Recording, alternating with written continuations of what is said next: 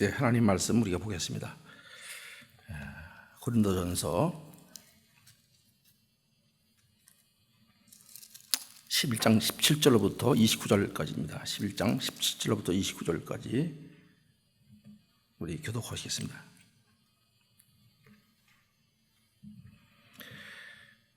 내가 명하는 이 일에 너희를 칭찬하지 아니하니 이는 저희의 모임이 유익이 못되고 도리어 해로움이라.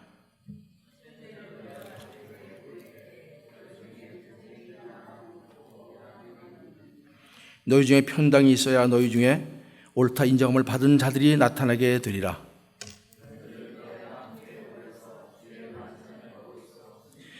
이는 먹을 때 각각 자기의 만찬을 먼저 갖다 먹으므로 어떤 이는 시장하고 어떤 이는 취함이라.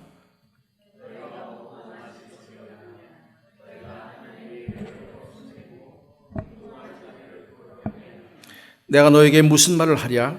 너희를 칭찬하랴? 스스로 칭찬하지 않노라. 내가 너에게 전한 것은 주께 받은 것이니 곧 주 예수께서 잡히던 밤에 떡을 가지사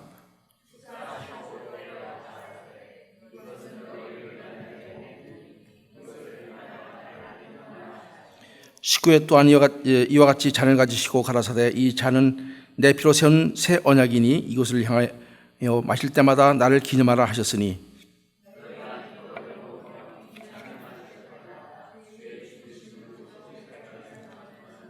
같이 읽겠습니다. 그러므로 누구든지 주의 떡이나 잔을 함께 합당치 않게 먹고 마시는 자는 주의 몸을 피를 범하는 죄가 있느니라. 아멘. 오늘 우리가 성찬예식, 미국 교회도 오늘 성찬예식을 아마 했던 것 같습니다. 오늘 우리 성찬제를 드리게 되는데 어느 미국 교회에서 주일 예배 시간에 성찬예식이 거행이 됐습니다.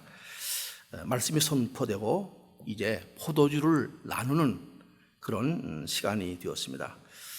모두에게 자기에게도 그 포도주가 주어지니까 그냥 아무 생각 없이 홀짝홀짝 마시고는 옆 사람한테 넘겨주게 됩니다.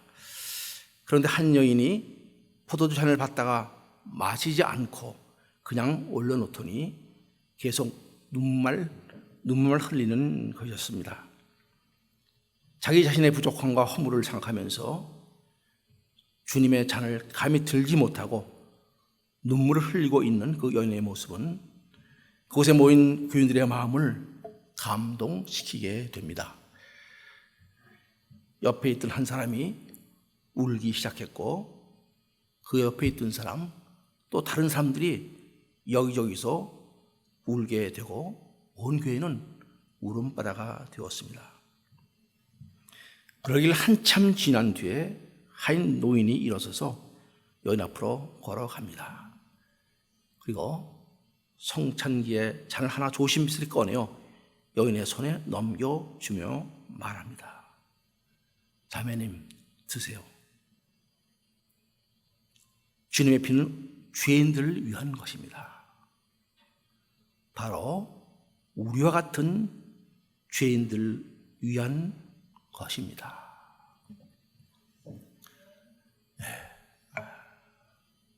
많이 생각해보는 그런 예화죠.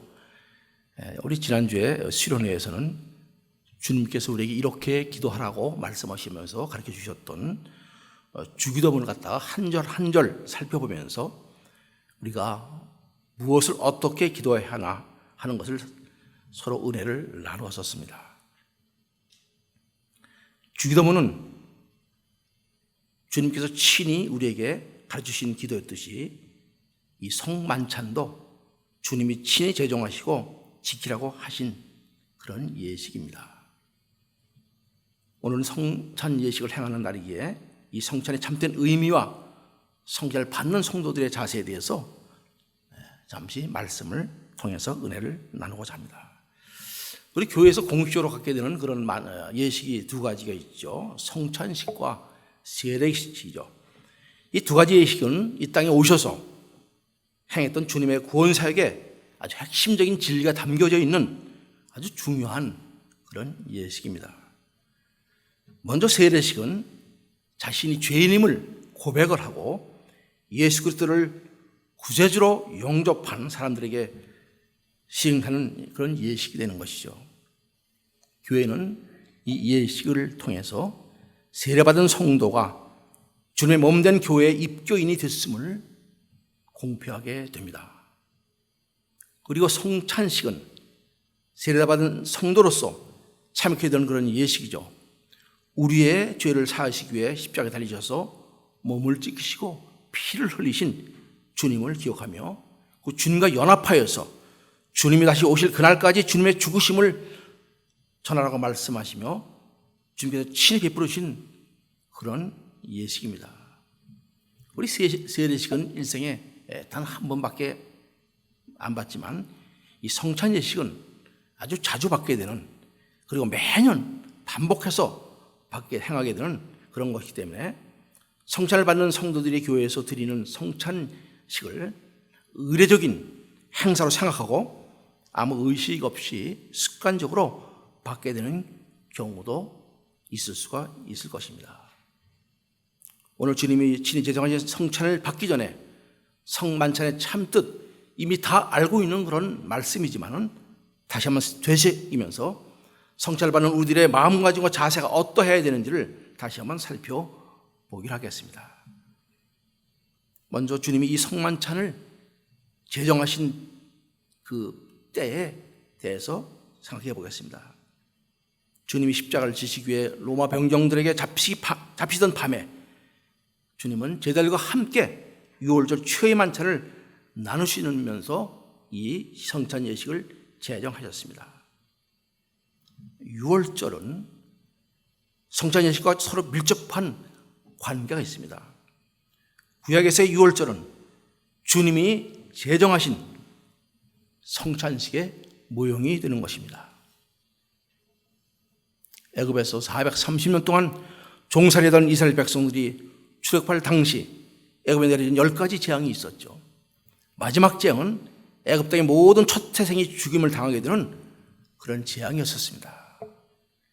이런 재앙이 선포됐을 때 하나님께서는 이스라엘 백성들에게 흠없는 1년 된 어린 양 한 마리씩을 취하여 그 피를 그들의 거하는 집 문지방과 문설주에 바르도록 하십니다.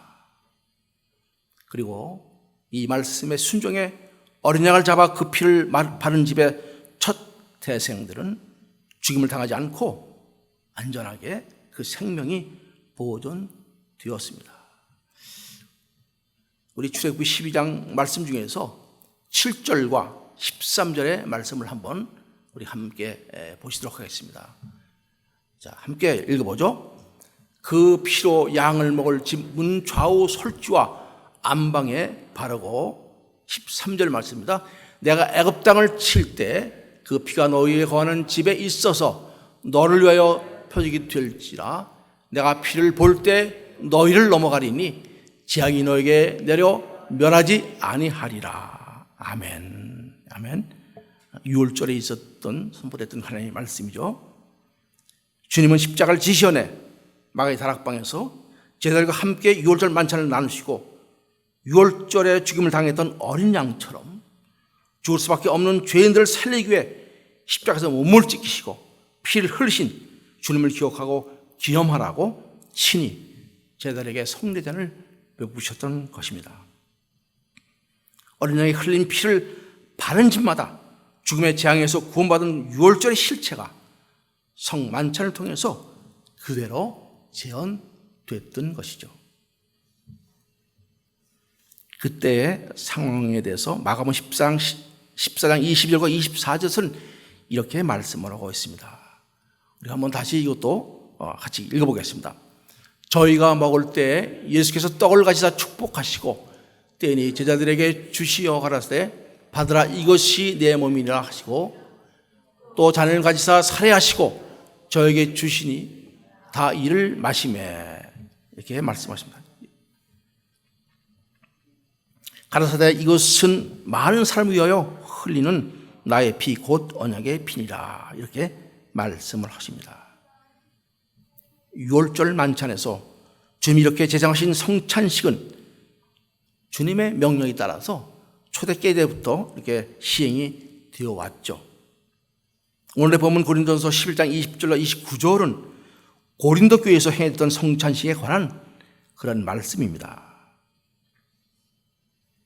고린도 교회를 위해서 그 당시 초대교회에서 주일밤에 행했던 애찬과 성만찬을 나누게 되는데, 그들은 그 애찬과 성만찬을 나누기 위해서 필요한 음식들을 각 가정에서 이렇게 장만해 왔습니다. 자기 형편에 따라 집에서 준비해서 서로 교제하면서 음식을 나눈 후에 그 후에 성만찬을 행했던 것을 볼 수 있습니다. 마치 우리가 여러분들 그 성도 교제 때 애찬을 준비해 오죠.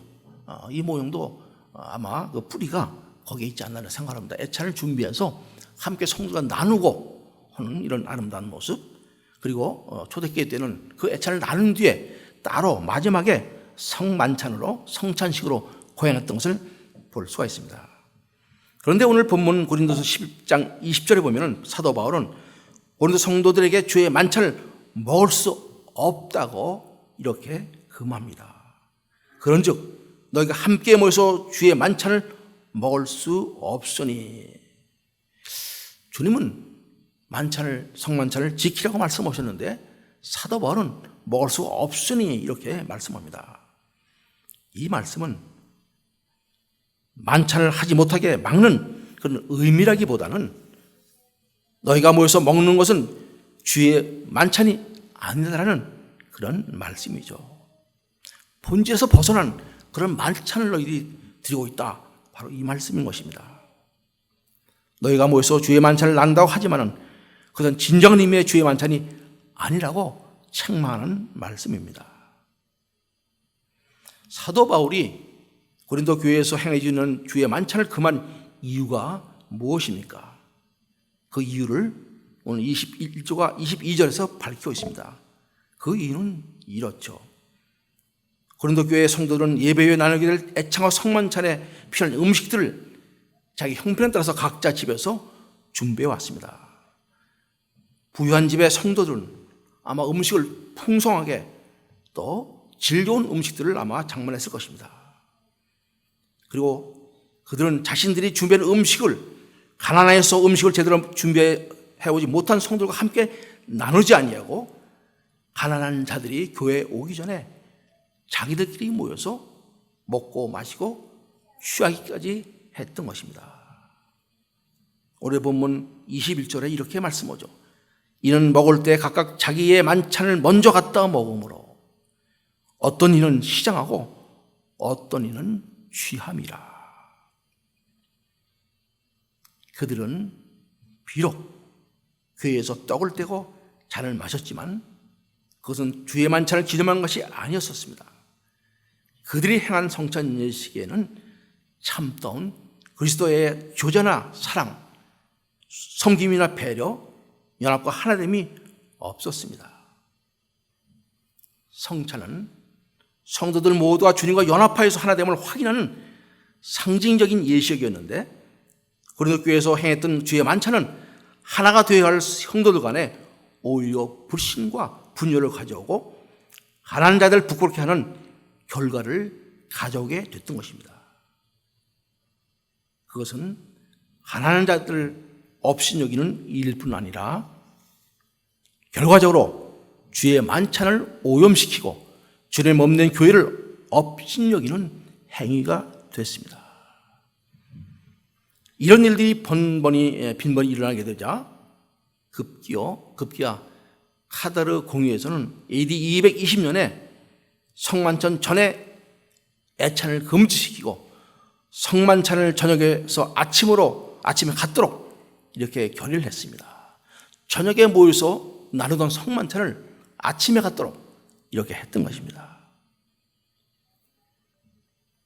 여러분, 이 땅에 오신 주님은 낮은 자들과 천한 자들, 마음이 상한 자들, 가난한 사람들, 죄인들, 쇠되고 병든 사람들과 하시며 그를 먼저 찾아가셨습니다.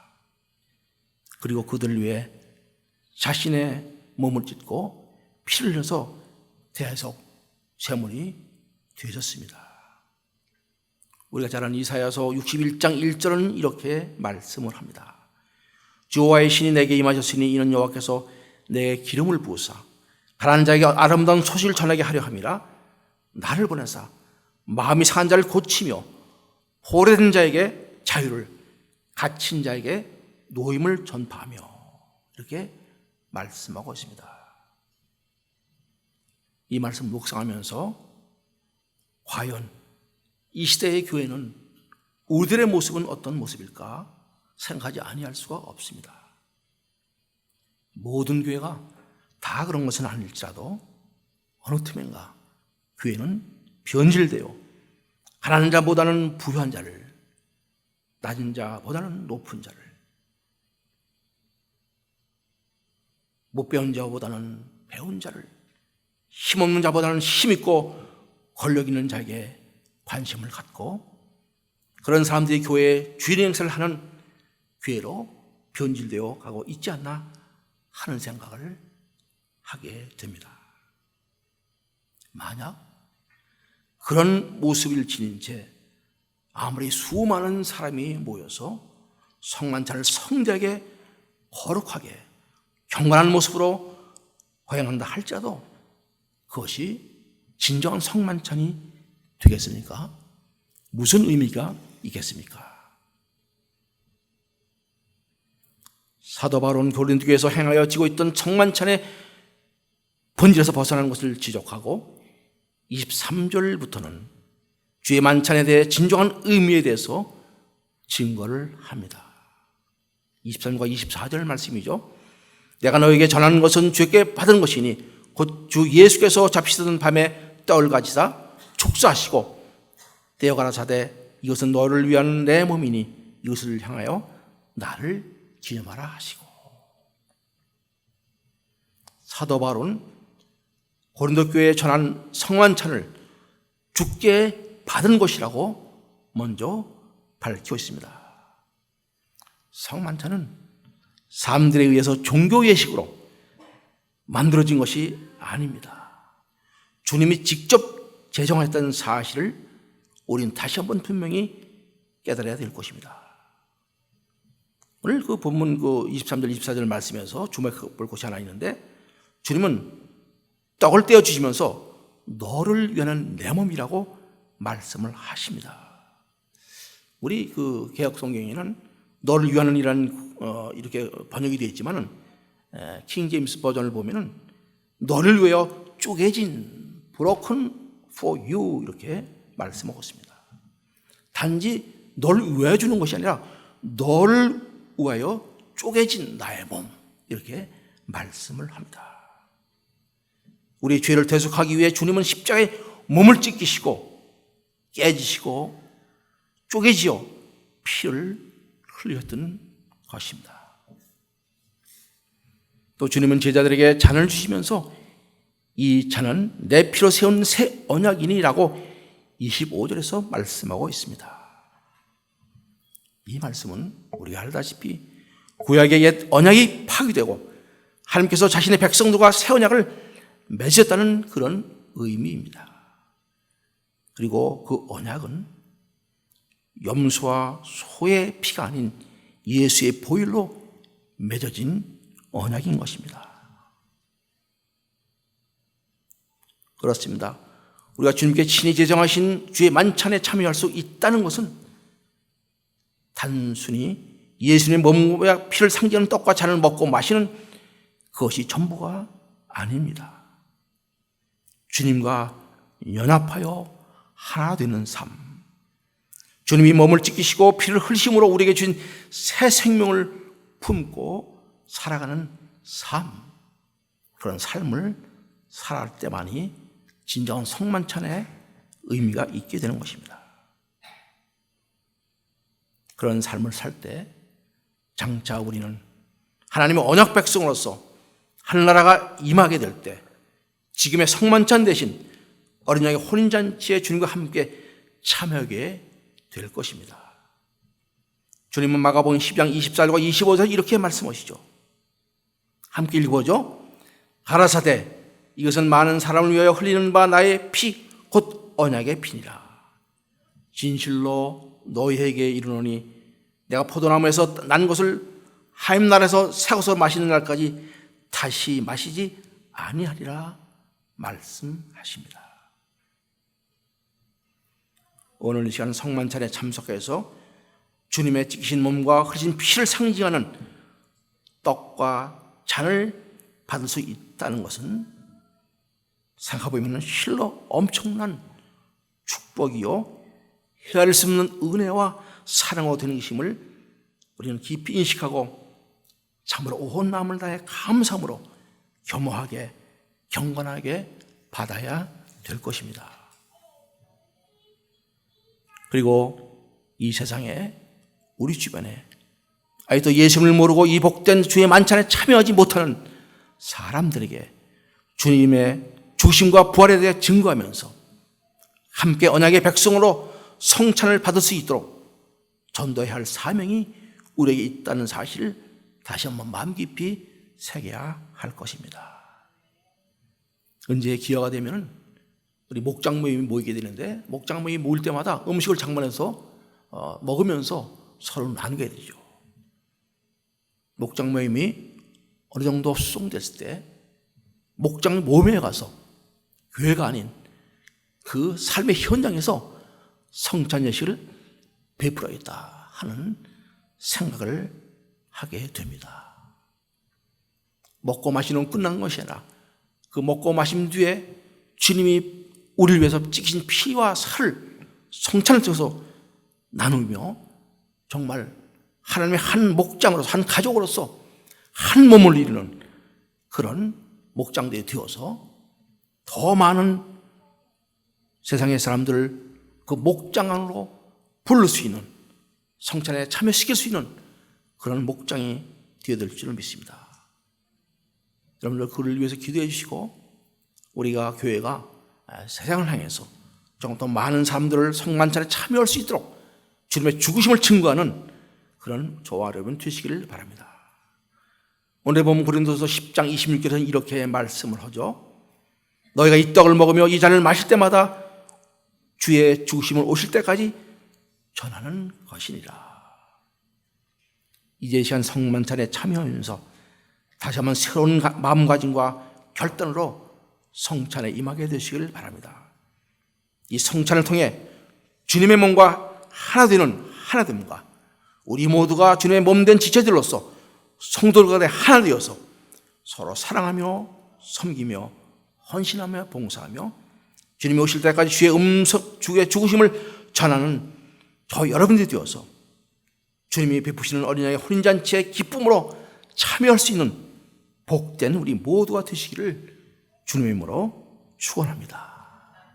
우리 잠시 기도